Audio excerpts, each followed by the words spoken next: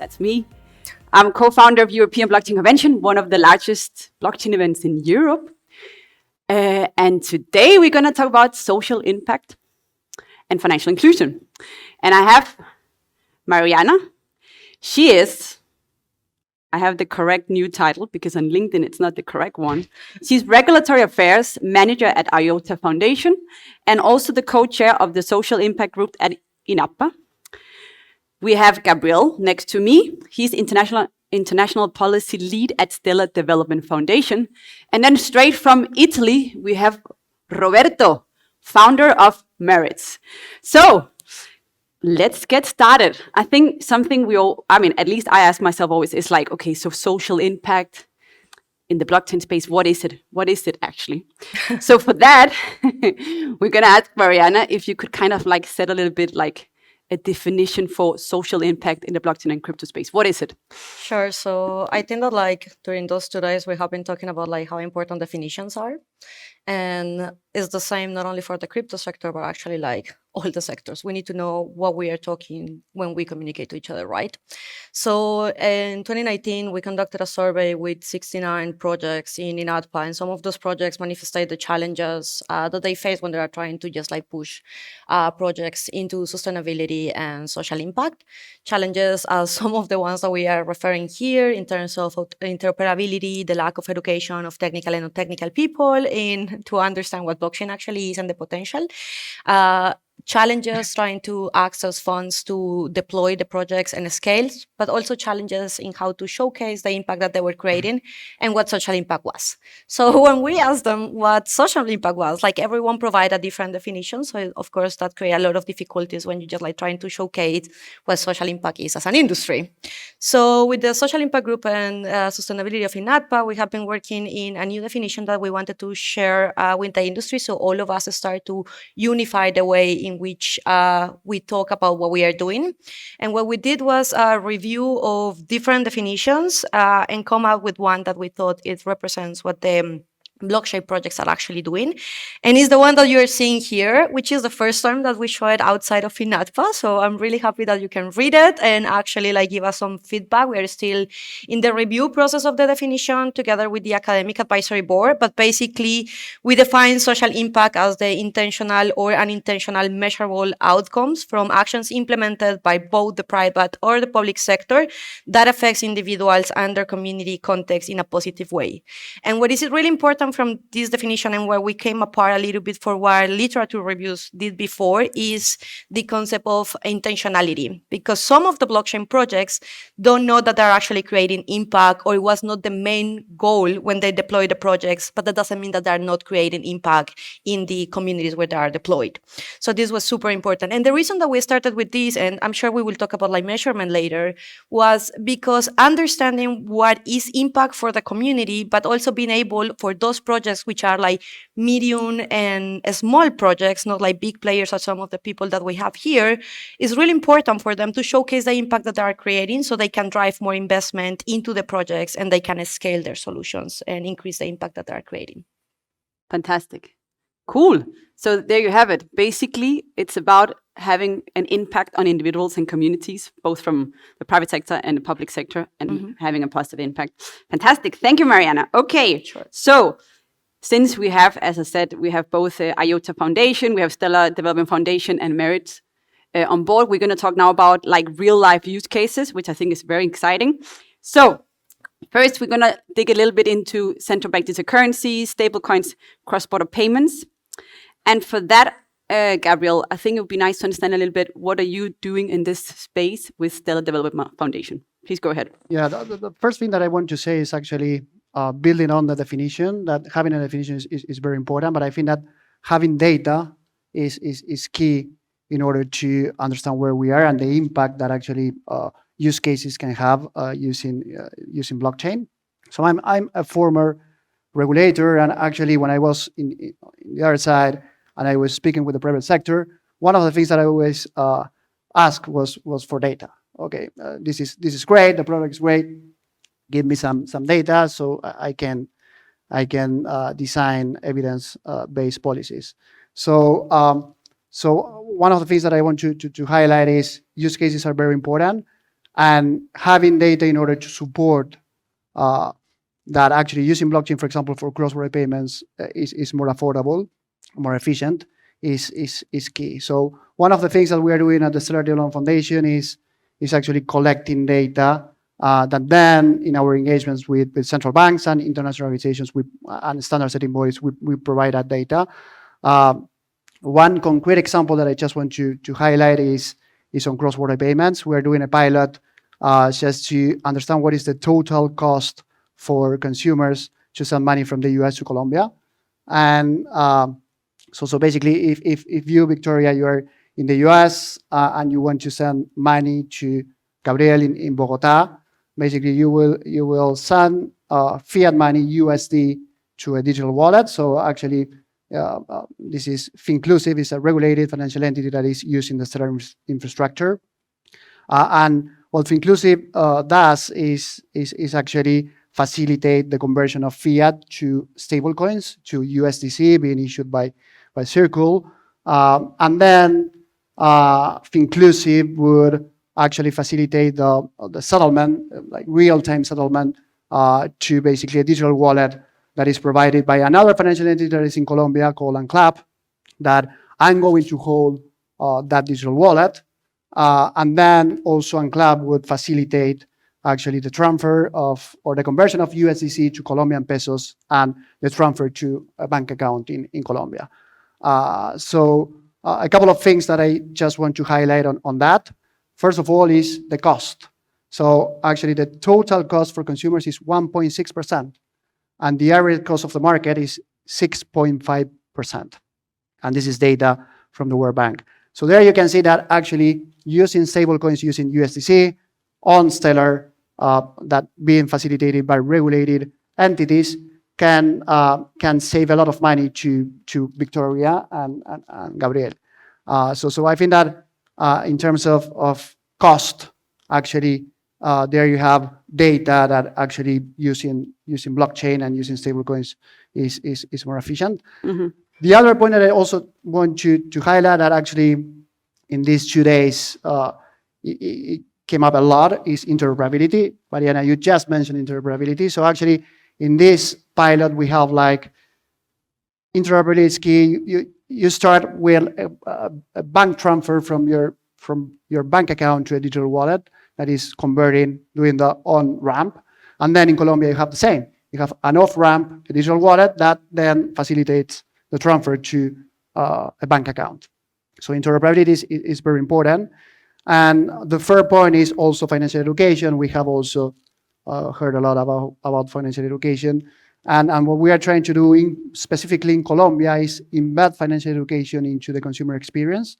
So actually, when I'm using the wallet, I understand that actually I'm dealing with crypto, with stable coins, actually all the terms and conditions, the fees. So actually, that is something that we are working with the Latin American Development Bank. So I think that that piece is very important as well. You can, and I think that you raise this. Okay, what about the access to connectivity, and what about smartphones?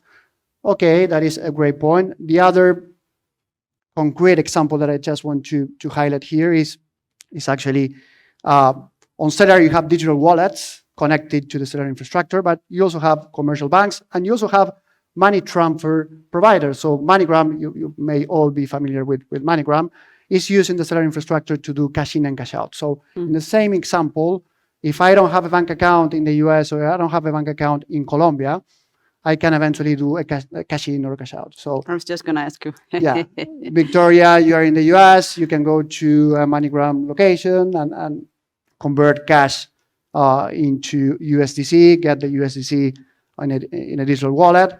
And you can do whatever you want to do with that. You can send that to Gabriel in Bogota, or you can eventually go to another stable coin or other crypto. But the same in Bogota. If I don't have a bank account in Colombia, I can go to a MoneyGram location and I can do a cash out there. So for banks, I think that that is a really good example of interoperability and how blockchain and stablecoins can have an impact. Mm-hmm. Yeah, because I was going to ask, because you were talking about like a financial institution, and then how you went through the Stellar network, and then again back to a financial institution, right, from the US to Colombia. And I'm like, okay, but where's the financial inclusion? I mean, especially we talk about unbanked, but that's what you just said. So you're collaborating with MoneyGram, and that's the way you can basically, convert the stable coins to fiat money. Cool, very nice example and real life use case that you've built. So, Roberto, straight from Italy. So now I would like to kind of like understand a little better, how are you having a positive impact, and especially focusing, I know you've done several things more like with local communities and using different types of tokens. Maybe you can tell us a little bit more how you're working and what you're building. Thanks. Good afternoon, everybody. So actually, I would like to connect with the word intentionality that was used before, that I think intentionality and outcome. So I think I will first give a set of problems that have been presented by the municipality of Milan. That's what we did, and then I will connect it with what the other two speakers just said. That is actually straight on point. So the municipality of Milan has been working since few years with migrants, people that don't yet have even a fiscal identity. They cannot work, and of course we need to integrate them and give them proper dignity. That also means giving them the opportunity to contribute to the well-being of the community. So we have been working in the project that is called Bella Milano, where the group of guys, in this case, is only guys, and they are all from Northern Africa, but of course it can be applied to everybody. They help in cleaning the city, cleaning the parks, the gardens, especially in the periphery of the city. And this was the first problem of the municipality, how we can help them to be integrated and learn Italian and start to work in Italy. And this is the part of the solution, doing voluntary civic volunteering. But then the other problem was we cannot pay them. They don't have a fiscal identity. And here the tokens, of course, have a role. And the third problem was we need to change the perception of the population. The population needs to see them as a resource, not as a problem. And the fourth problem, challenge was the municipality needs to support the local businesses in the periphery of the town. Because when local businesses close in the periphery of the town, there is not only an economical problem, it's also a big social problem. So how we put all these problems together and challenges, but also opportunities. Mm-hmm. So we created tokens that are backed by euros. Actually, it's not even euros from the municipality. It's a European fund. It's a AMIF fund for integration. And the volunteers do their volunteering, and through a mobile app, the coordinator of the cooperative that is managing the service is registering that the guys are doing their volunteering, and they have a mobile a wallet on a mobile app, the Merits app, and that they can use to go straight to the shops, and with a QR code, they just buy goods and services.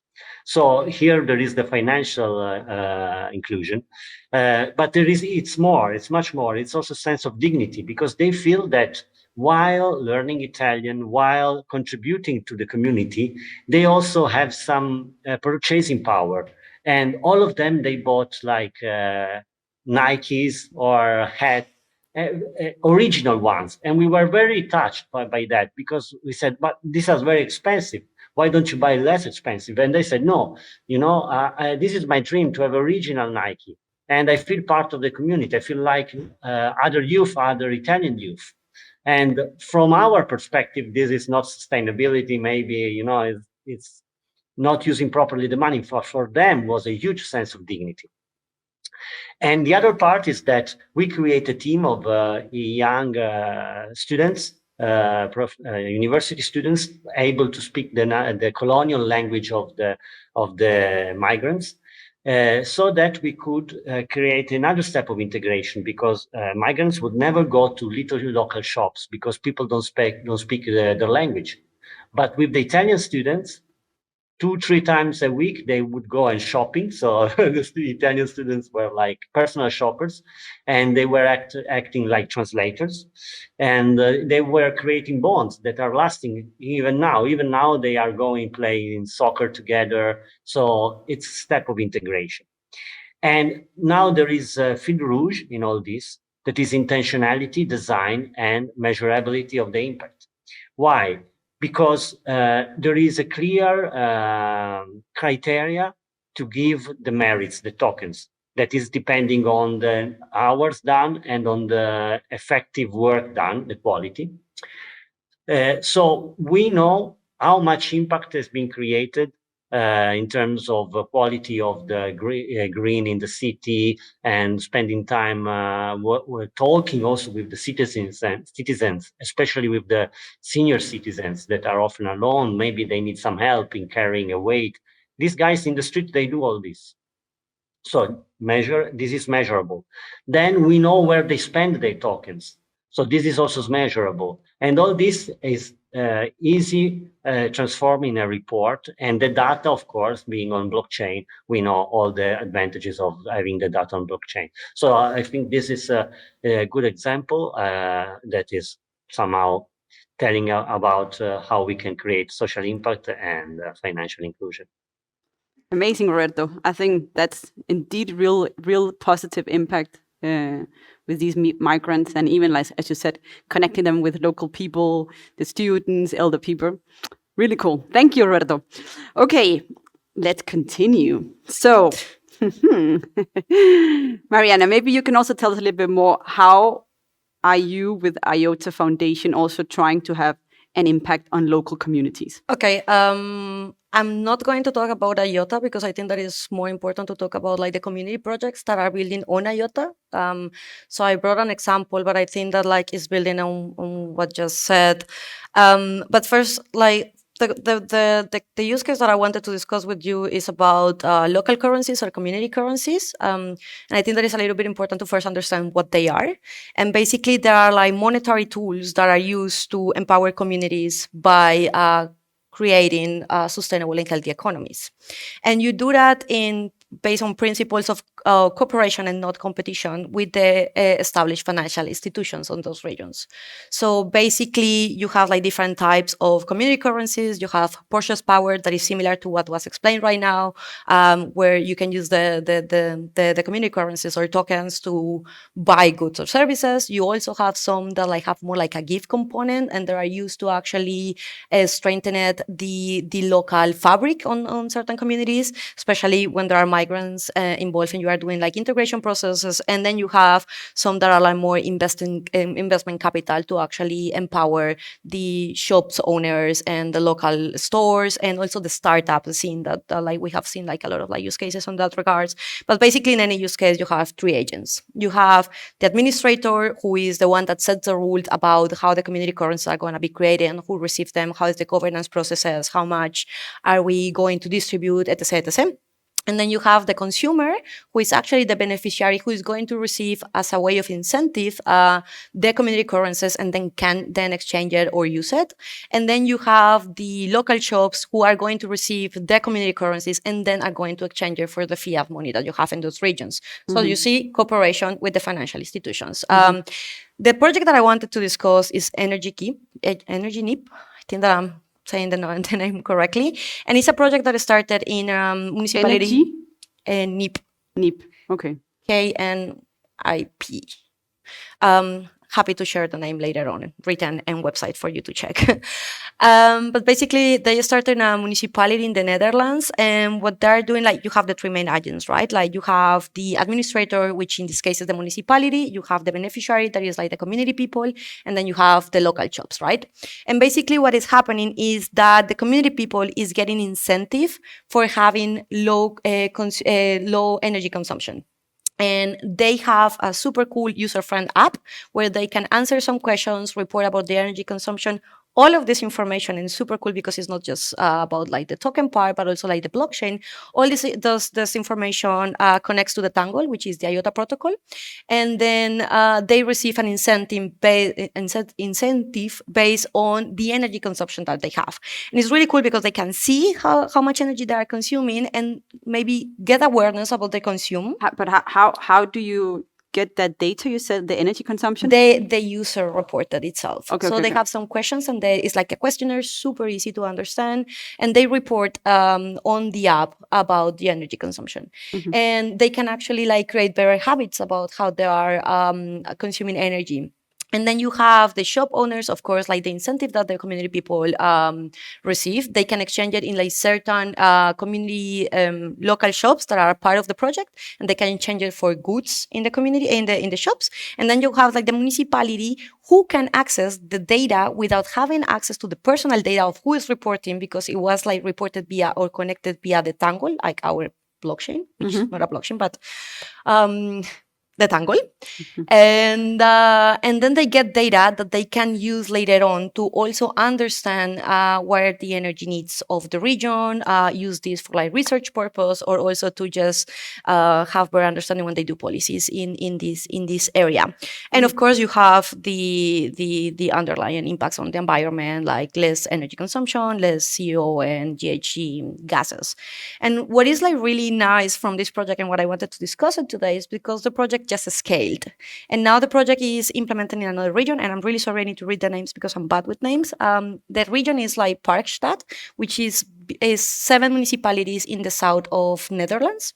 And 200,000 families already participate in the project, and they distribute in like so far to each family like 250 euros that were given by the government as a relief money for families that were heavily impacted with the new energy prices. So this is a new component that they are bringing with, like, of course, to just like fit in the context that we are right now in Europe in terms of energy.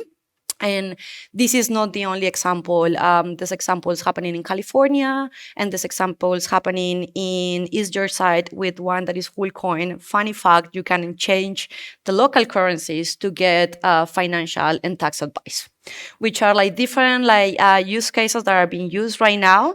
And in this case, like I'm not so sure when we talk about like community currencies that the main goal or like the first effect that they will have is financial inclusion, but it's a secondary effect that you get by empowering communities and empowering the local economy and doing it more healthy. Amazing. Thank you. Sure. Amazing. Okay. So next, I would like to understand a little more about impact you're having when it comes to humanitarian help, which I think is very relevant right now, especially thinking of Ukraine. So maybe, Gabriel, tell us a little bit, what are you doing with Stella Developer Foundation in Ukraine? Yes. Actually, what we are doing at SDF is we have developed a solution just to distribute humanitarian aid. This could be for Ukraine, but it could be for any other emergency conflict. We're working with 8 organizations that they do all the registration and eligibility. So actually, from them we get actually who is a refugee. Yeah. And then the refugee, what he or she would do is download a digital wallet, get USDC. I think that Tina yesterday mentioned a little bit about this in her panel. So the refugee gets USDC issued by Circle, and going back to the MoneyGram example, the refugee can go to a MoneyGram agent and do a cash out of USDC to the local currency. So a couple of benefits to highlight here. One is the hard currency. So we all know that right now, because of the crisis or the emergency conflict in Ukraine, the local currency is devaluating. So if you get right now USDC and you don't need to cash out immediately all the amount, maybe you You're only suffering at 10% inflation. Yeah. So yeah. That much better than, of course. That is a really good point. So I mean, the first benefit would be getting her currency, and then the possibility of actually cashing out the funds, not only Ukraine but in any other MoneyGram location. So actually, if the refugee, the internal displaced person is moving from the Ukraine to Poland to any other country, eventually he or she could do the cash out in those countries. And then the traceability piece as well. So actually for donors that actually mainly are governments, making sure that they can trace the whole cycle on where is the money that they're donating is another benefit. So yeah, that is in a nutshell what we're doing. Very, very interesting. Can I jump in about like Ukrainian projects, like actually working on that area? Because a couple of months ago was also like launched, weeks ago, was launched a really cool project as well, Sonaverse, also a community project of IOTA. And basically they do a lot of things, but among them they do NFTs. And they launched 2 collections where they collected art pieces from like over 20 or 30 artists worldwide that donated the art and was minted into the Sonaverse. It's in the Sonaverse. And basically what they did is that like they contacted 2 NGOs in Ukraine and they created their own wallets, and everything that is like sold with these collections go directly to the wallets of the NGO, and the royalties that are like generated after the selling of the NFTs go also 90% to the NGOs. So I think that there is a lot of like really cool use cases. I don't know how this is going to be impacted by regulation, but there are like really cool things going on right now that are also supporting humanitarian projects right now, like facing in the first front the problems that we have been seeing. Amazing. Thank you. Roberto, I think you also have something to share here, right? When it comes to humanitarian help with merits. Yes, actually, it's, in this field of sustainability and community development, sometimes we tend to separate environmental sustainability from social sustainability. Whereas if you go and look a little deeper, we see that there is a strong connection. Of course, if I have the problem to eat every day, I will not mind if I have a motorbike that is polluting. So this is a key point regarding sustainability. So what we are doing now, it's a big project connected with Reinventing Cities, the program at a European level. And we are applying this in Lombardy, at the region of Milano, with big companies that are building like new neighborhoods. And these new neighborhoods that are built with the commitment of decarbonization, and also of creating a local economy. But what the designers realized is that they can create the whole infrastructure, technological infrastructure, but if people are not going to use the potential of the infrastructure, there will be no impact generated, no results. So again, when we're talking about community, it's all about creating relationship and creating and nudging systems that will incentivize and help people to take specific decisions. And here again, what we are designing is a system of tokens that is not only rewarding people that choose to use sustainable mobility, that choose to collaborate to grow vegetables in their area, and all the goals that we need to do, but also that creates a sense of rewarding from the whole community. So the community is supporting the person that is taking the decision. So it's not like an heroic act, but it's something normal to do, like biking to work. And of course, this is a very cultural factor, like maybe in the northern countries. We do it a lot in Copenhagen.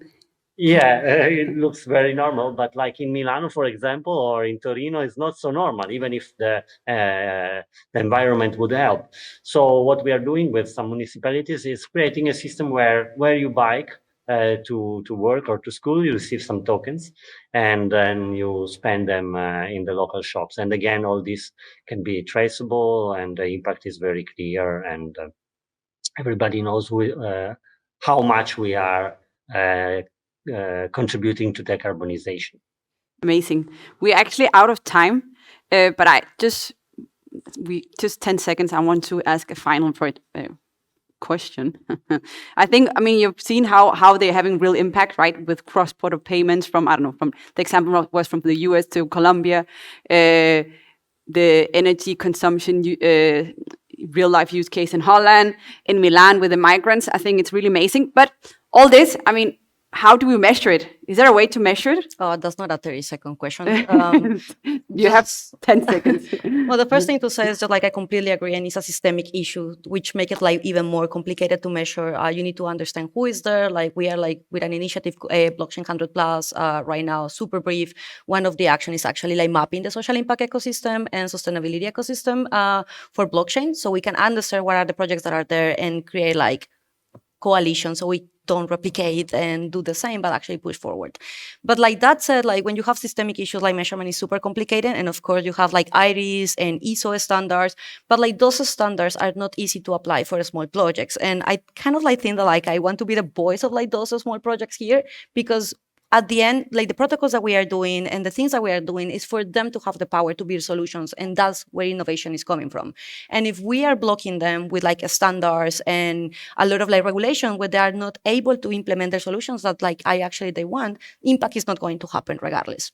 So one of the things that we did with INATBA was just actually try to put ourselves in their shoes, and we created a series of steps that can be applicable for blockchain projects to actually showcase or consider what are the things that they need to do during the ideation, implementation, and evaluation of the project to showcase what they are doing to potential donors and funders or stakeholders, because that's how you drive investment and funds to those projects so they can actually deploy or scale the solutions. But it's really a complex question, and I don't think that when we talk about standardization of these kind of measurements, I don't even want to talk about blockchain, and certain kind of regulations, I don't think that small projects can pay consultants to make them compliant or even hire the resources that they will need to actually be compliant.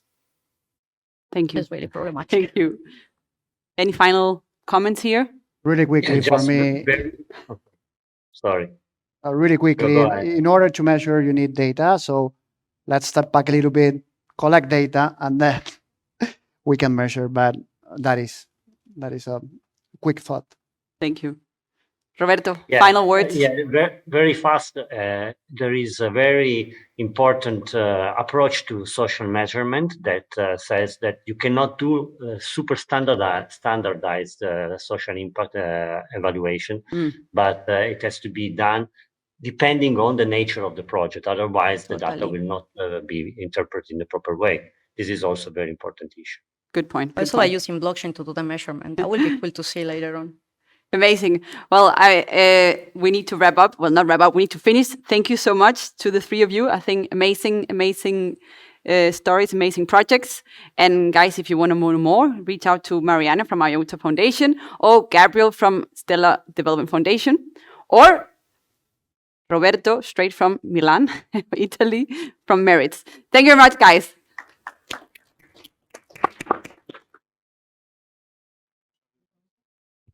Thank you so much indeed, Victoria, Gabriel, Mariana, and Roberto. So I hope you're still online listening to us. A special thanks to Roberto, because I'm really happy that I could bring him today. He couldn't come anymore, but at least online and join us to discuss this great project that they're doing.